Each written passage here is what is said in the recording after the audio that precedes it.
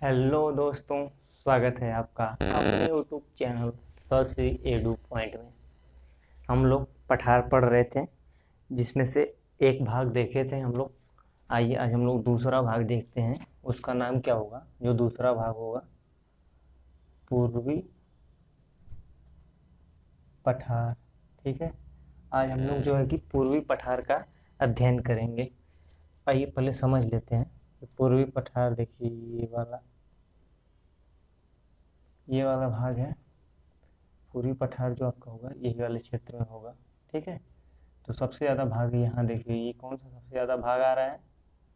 झारखंड, उसके ऊपर और आ रहे हैं। ठीक है, तो इस डायग्राम के माध्यम से बस मैं इतना बताना चाहता हूँ कि जो पूर्वी का पठार होगा वो झारखंड इन। अब आइए, सबसे ज़्यादा जो है कि झारखंड में है, तो इसको झारखंड का पठार भी कहा जाएगा। झारखंड में इसको एक नाम दिया जाता है, छोटा नागपुर का पठार। ठीक है, आइए देखते हैं। तो पूर्वी पठार का विस्तार देखिए। पहला, छोटा नागपुर का पठार। ठीक है, दूसरा आपका हो जाएगा छत्तीसगढ़ का पठार, और तीसरा आपका हो जाएगा दंडकारण्य पठार। ठीक है, तो पूर्वी पठार के अंतर्गत जो है कि हम लोगों को 3 पठारों का अध्ययन करना है। छोटा नागपुर का पठार, छत्तीसगढ़ का पठार और दंडकारण्य पठार। ठीक है, तो आइए हम लोग छोटा नागपुर का पठार देखते हैं पहले।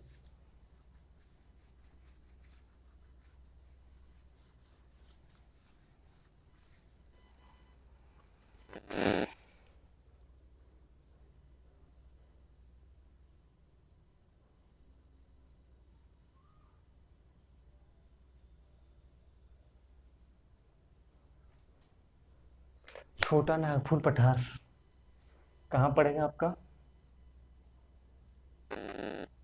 झारखंड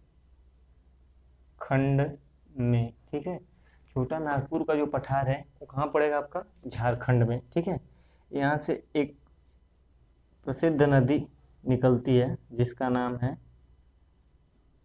दामोदर। दामोदर नदी। ठीक है, दामोदर नदी पे आपका एक परियोजना स्थापित है। उस परियोजना का नाम है DVC, दामोदर वैली कारपोरेशन। ठीक है, इसको भी याद रखिएगा, दामोदर वैली कारपोरेशन। ठीक है, अब आइए देख लेते हैं। दामोदर नदी पे आपका एक बांध है, उस बांध का नाम क्या है? पंचेत बांध। ठीक है, उस बांध का नाम है पंचेत बांध। ठीक है, पंचेत बांध जो है आपका, लिख रहा हूँ, पश्चिम बंगाल। ठीक है, पश्चिम बंगाल और झारखंड की सीमा पर है। ठीक है, ठीक है, तो पश्चिम बंगाल और झारखंड की जो है कि सीमा पर आपका पंचेत बांध स्थित है। ठीक है, आइए अब इधर आगे देखते हैं। छोटे नागपुर पठार को भारत के खनिज हृदय के नाम से, भारत के खनिज हृदय के नाम से भी जानते हैं। क्यों? क्योंकि यहाँ से अत्यधिक मात्रा में खनिज की प्राप्ति होती है। अधिक मात्रा में जो है कि खनिज की प्राप्ति होती है। ठीक है, तो जब अधिक मात्रा में खनिज की प्राप्ति होती है तो देख लीजिएगा कौन कौन से खनिज की प्राप्ति हो रही है। पहला जो होगा आपका लौह अयस्क, दूसरा सबसे अधिक मात्रा में कोयला प्राप्त होगा। एक बात और मैं बताया था आप लोगों को कि जहाँ भी खनिज अधिक मात्रा में पाया जाएगा वहाँ पे क्या होगा? उद्योगों का निर्माण होगा। तो यहाँ पे आपका पहला जो है लौह इस्पात, लौह इस्पात उद्योग लगाया गया। ये उद्योग कहाँ लगाया गया? पहला आपका जो लौह इस्पात उद्योग लगाया गया वो आपका झारखंड के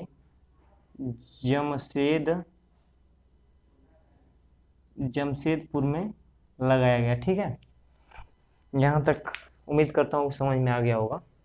आइए आगे बढ़ते हैं। ठीक है, इसको मिटाता हूँ। तो लौह इस्पात उद्योग जो है जमशेदपुर में एक कारखाना, भारत का पहला लौह इस्पात उद्योग जो है जमशेदपुर में खोला गया। ठीक है, अब आइए तो देख लेते हैं कौन कौन से खनिज यहाँ पे प्राप्त होते हैं। ठीक है, या इधर जमशेदपुर में लौह इस्पात, लोहे की अधिक मात्रा में पाई जाने का इसको लौह इस्पात नगरी भी कहा जाता है। ठीक है, फिर बोकारो, बोकारो से आपका प्राप्त होता है स्टील।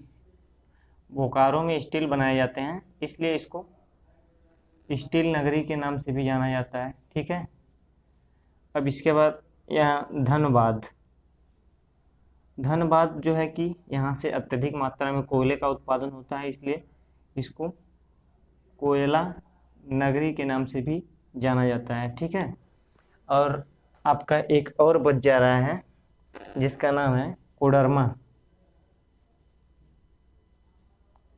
कोडरमा। ठीक है, कोडरमा जो है यहाँ से अभ्रक का उत्पादन किया जाता है। विश्व में प्रथम अभ्रक उत्पादक जो देश है वो आपका भारत है। अभ्रक के मामले में सबसे अधिक उत्पादन जो करता है वो भारत ही करता है। ठीक है, यहाँ तक, इसलिए इसको अभ्रक नगरी नाम भी दिया जाता है। ठीक है, यहाँ तक बात समझ में आ गई? तो आगे बढ़ते हैं।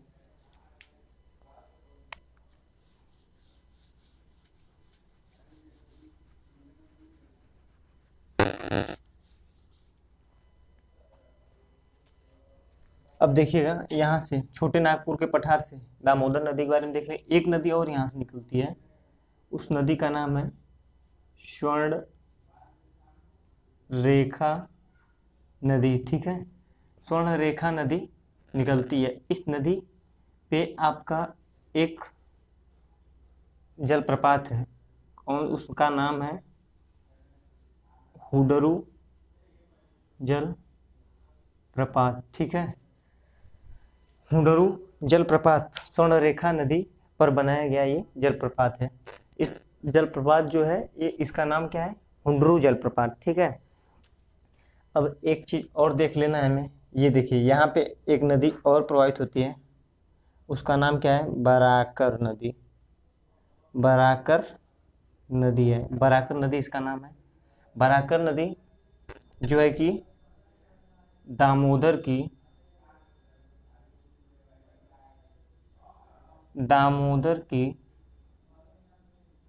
सहायक नदी है। सहायक नदी अभी मैं नेक्स्ट वीडियो में बताया था इसके पहले, वो वह नदी जो अपना संपूर्ण जल ले जाके किसी दूसरे नदी को दे देती है, अपना संपूर्ण जल, वो उस नदी की सहायक नदी। तो बराक नदी कैसी नदी है? दामोदर की सहायक नदी है। ठीक है, आइए इसको समझते हैं।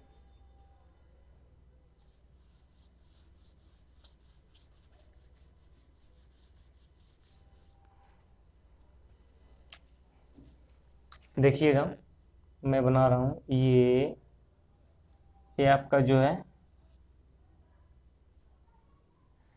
ये आपका जो है कि छोटा नागपुर का पठार, मतलब झारखंड है। ठीक है, अब कर्क रेखा क्या करती है? कर्क रेखा झारखंड को दो भागों में बांट देती है। कर्क रेखा झारखंड को दो भागों में बांट देती है, मिडिल पॉइंट है। इस वाले भाग को हम लोग कहते हैं हजारी पठार। ये कहाँ है? नॉर्थ में। और ये इधर वाला भाग नॉर्थ, इधर वाला भाग साउथ। तो यहाँ नीचे क्या हो जाएगा? रांची का पठार। ठीक है, यहाँ तक बात समझ में आ गई? अब देखिएगा, ये यहाँ से एक नदी आपकी प्रवाहित होती है ऐसे, यहाँ वेस्ट बंगाल, दामोदर नदी जो है, ये देखिए इससे दामोदर नदी चली जाती है, ये बंगाल इधर आ जाता है आपका। तो जो है कि दामोदर नदी पे बनाया गया एक बांध है, अभी बताया हूँ, जिसका नाम क्या है, पंचेत बांध।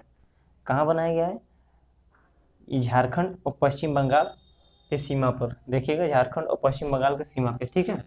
अब यहाँ से देखते हैं, ये देखिएगा ये है आपकी दामोदर नदी, यहाँ पे लिख दे रहा हूँ दामोदर, ठीक है।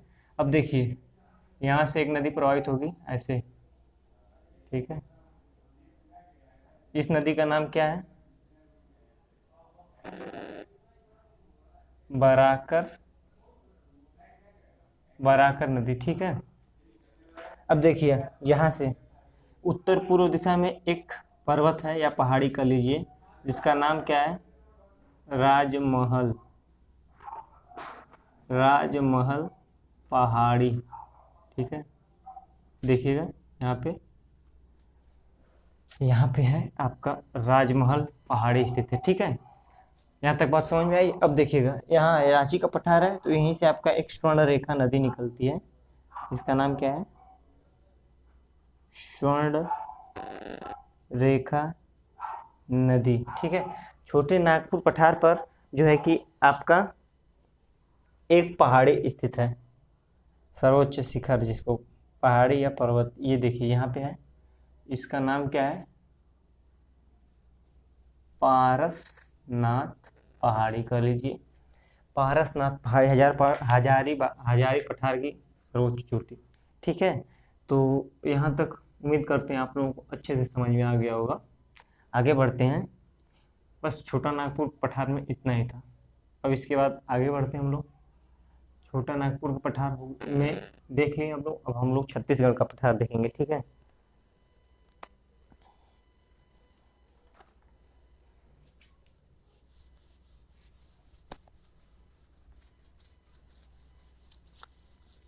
एक चीज और समझ लीजिए इसमें, छोटा नागपुर का पठार को, छोटा नागपुर के पठार में जो है दामोदर नदी है ना, दामोदर नदी सर्वाधिक खनिज इसमें पाया जाता है, ठीक है। इस वजह से इसको भारत का खनिज हृदय के नाम से भी जाना जाता है। अब देखिएगा एक जर्मनी में आपके, जर्मनी में रुर नदी घाटी कह लीजिए या रुर नदी का क्षेत्र कह लीजिए, ठीक है, जर्मनी में, वहाँ से सर्वाधिक खनिज की प्राप्ति होती है, ठीक है। जर्मनी के रुर नदी जो है वहाँ से सर्वाधिक मात्रा में जो है कि खनिज की प्राप्ति होती है। तो इसलिए भारत की दामोदर नदी को जर्मनी के रुर नदी की संज्ञा दी जाती है, ठीक है। तो भारत के जो है कि दामोदर नदी को जर्मनी के रुर नदी की संज्ञा दी जाती है, ठीक है। तो भारत जो दामोदर नदी है उसको भारत का रुर नदी भी कहा जाता है, ठीक है, रुर नदी भी। क्यों कहा जाता है, क्योंकि देखिए ये जो रुर नदी है ना, इससे सर्वाधिक मात्रा में कोयला उत्पादित होता है, खनिज। तो भारत की जो दामोदर नदी है इससे भी सर्वाधिक मात्रा में कोयला पाया जाता है, इसलिए इसको भारत की रुर नदी का संज्ञा दिया जाता है, ठीक है। अब आइए हम लोग आगे बढ़ते हैं, छत्तीसगढ़ का पठार देखते हैं, ठीक है।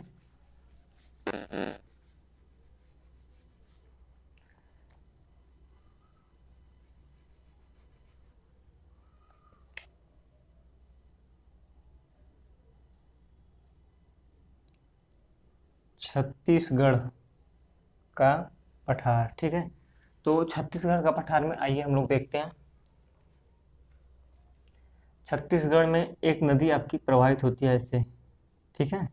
इस नदी का नाम क्या है, महानदी, ठीक है। इस नदी का नाम है जो महानदी है।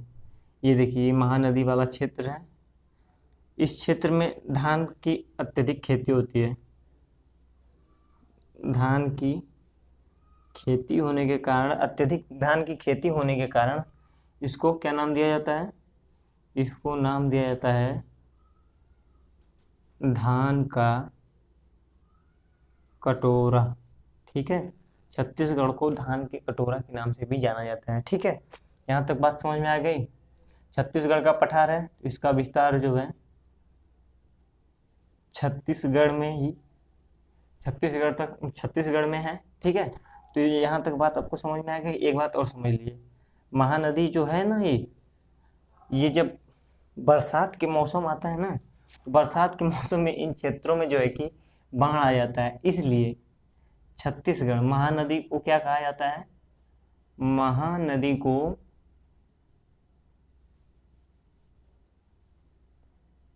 छत्तीसगढ़ का शोक कहा जाता है, ठीक है। इतना बात आप लोग याद रखिएगा, ठीक है। बस इसमें यहीं तक। अब इसके आगे बढ़ते हैं, दंडकारण्य पठार, ठीक है। देखते हैं हम लोग दंडकारण्य पठार।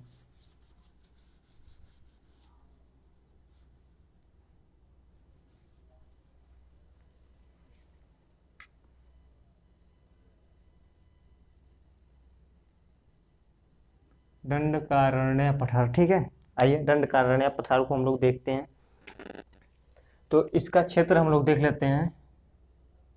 तो ये देखिए, दंडकारण्य पठार जो है छत्तीसगढ़, झारखंड, उड़ीसा,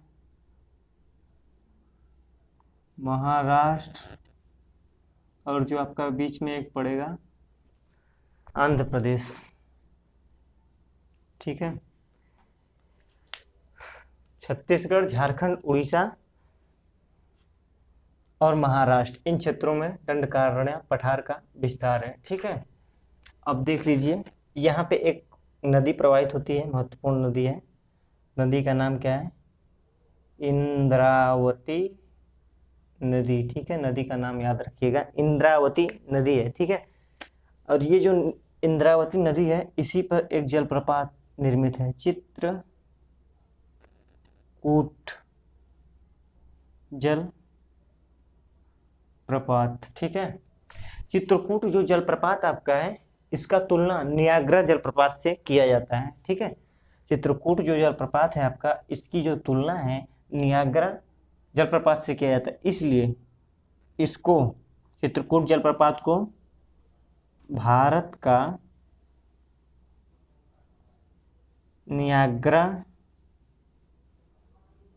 जलप्रपात भी कहा जाता है, ठीक है, कहा जाता है, ठीक है। बस इसमें यही, और कुछ बहुत ज़्यादा नहीं था। एक चीज़ और इसमें देख लेंगे, अभी हम लोग बता रहे हैं। यहाँ तक हो गया ना? छत्तीसगढ़, झारखंड, आंध्र प्रदेश, उड़ीसा और महाराष्ट्र क्षेत्र में इसका विस्तार है। अब देखिए, ये दंडकारण्य जो पठार है, यहाँ से धातु की प्राप्ति होती है, धातु की प्राप्ति होती है। तो कौन सी धातु यहाँ पे पाई जाती है? जो धातु यहाँ पे पाई जाती है उसका नाम है टीन धातु, ठीक है। पूर्वी पठार आपका यहीं पे समाप्त होता है, ठीक है। आइए हम लोग देख लेते हैं आज एक और पठार, उत्तर पूर्वी पठार, ठीक है।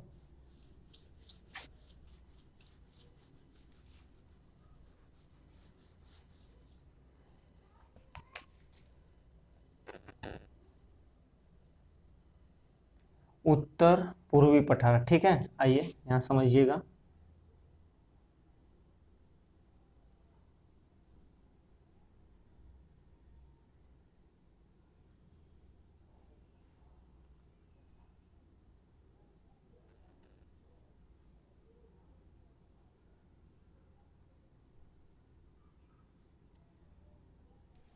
ये देखिएगा, उत्तर पूर्व में कौन सा क्षेत्र है?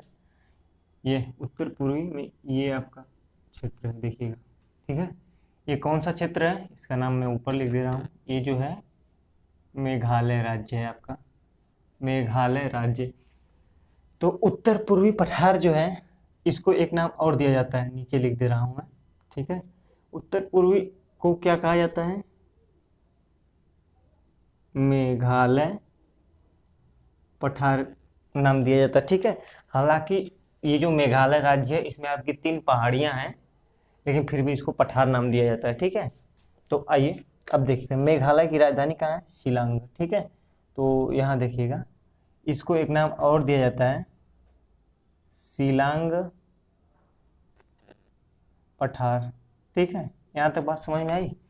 यहाँ पे आपकी 3 पहाड़ियाँ हैं, गारो, खासी और जयंतियाँ। ठीक है, और ये वाले क्षेत्र में आपका पूर्वी, ये वाला क्षेत्र जो था आपका पूर्वी पठार था। ठीक है, अब देखिएगा यहीं पे समझिएगा, ये पूर्वी पठार है और ये जो है कि आपका मेघालय है।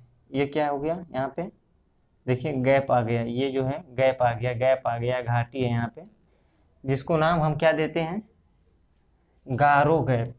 ठीक है, गारो गैप का नाम भी देते हैं। ठीक है, इसको हम लोग गारो गैप का नाम भी देते हैं। ठीक है, गारो गैप। अब देखिए ये आपका पश्चिम बंगाल है, पश्चिम बंगाल में ये एक डिस्ट्रिक्ट पड़ता है आपका मालदा, इसलिए इसका एक नाम और देते हैं, मालदा गैप। ठीक है, मालदा गैप। अब उसके बाद देखिएगा, अभी हम पूर्वी पठार में आपको बताए थे ना, यहाँ पे एक राजमहल पहाड़ी उत्तर पूर्व में है, तो इसको एक नाम और दिया जाता है, राजमहल गैप। ठीक है, डायग्राम को मिटाते हैं थोड़ा अच्छे से बना के, तब आपको समझाते हैं। ठीक है,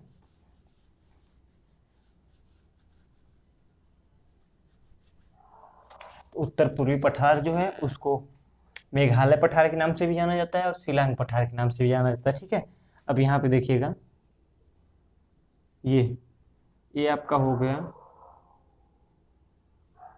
पूर्वी पठार। ठीक है, ये पूर्वी पठार हो गया, और इधर इधर देखिएगा ये आपका उत्तर पूर्वी पठार हो गया। ठीक है, उत्तर पूर्वी पठार हो गया आपका। ठीक है, अब देखिएगा ये बीच में जो है गैप है ना, ये तो इस गैप को हम लोग क्या नाम देते हैं, गारो गैप, क्योंकि यहाँ पे गारो, खासी और जयंतिया 3 पहाड़ियाँ हैं, तो इस पहाड़ी के नाम पे ही इस गैप का नाम गारो गैप रख दिया गया। ठीक है, अब देखिएगा ये जो गैप है ना, यहाँ पे आपका पश्चिम बंगाल राज्य है, पश्चिम बंगाल का एक यहाँ पे जिला है जिसका नाम है मालदा। मालदा इसलिए इसको मालदा गैप का भी नाम दिया जाता है। ठीक है, अब देखिएगा यहाँ यहाँ आपका इधर 2 भागों में बांटा था, तो ऊपर वाला हजारीबाग का पठार था, नीचे रांची। तो हजारीबाग यहाँ से उत्तर पूर्व में यहाँ पे आपका एक राजमहल पहाड़ी था, राजमहल पहाड़ी होने के कारण इसको एक नाम और दिया जाता है, राजमहल गैप। ठीक है, यहाँ तक बात समझ में आ गई, उम्मीद करता हूँ कि यहाँ तक बात आपको समझ में आ गई होगी। ठीक है, अब आइए देखते हैं, इसको मिटाते हैं।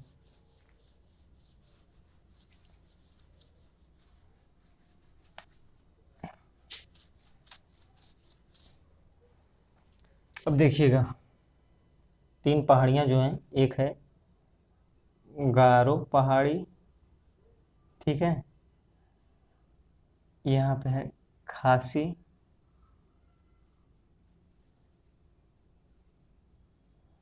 और यहाँ पे है जयंती, गारो, खासी, जयंतिया। ठीक है, यहाँ तक समझ में आ गया। 3 पहाड़ी है, कहाँ पे, ये है मेघालय में। ठीक है, आइए ये खासी जो पहाड़ी है इस पे एक चीज़ समझ लीजिएगा, यहीं पे एक क्षेत्र है गारो खासी क्षेत्र पे, मासिन राम। खासी पहाड़ी पे आपका एक क्षेत्र, मतलब एक क्षेत्र है जिसका नाम है मासिन राम। मासिन राम को मैं इसलिए लिख रहा हूँ क्योंकि मासिन राम, ठीक है, और मासिन राम नहीं दिया होगा तो यहाँ पे इसके अंतर्गत एक आता है, मासिन राम के अंतर्गत जो है कि चेरा पूजी आता है, चेरा पूजी। ठीक है, मासिन राम के अंतर्गत चेरा पूजी आता है, इसको मैं इसलिए लिख रहा हूँ क्योंकि विश्व का सर्वाधिक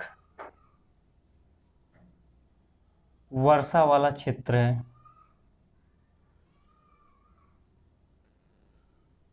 विश्व का सर्वाधिक वर्षा जो है यहीं होता है, मानसीराम या चेरापूंजी में। अब आपको क्वेश्चन बनाएगा विश्व में सबसे ज़्यादा वर्षा कहाँ होती है, तो या तो मानसीराम ऑप्शन में दिया होगा या चेरापूंजी।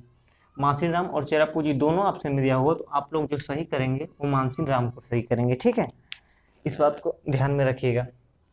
अब जो है कि इसको हम मिटाते हैं, ठीक है। अब आइए इधर देख लेते हैं, गारो पहाड़ी के बारे में हम लोग देख लेते हैं। गारो पहाड़ी पे एक यहीं पे जो है कि शिखर है, शिखर का नाम क्या है, नाकरेक, ठीक है, माउंट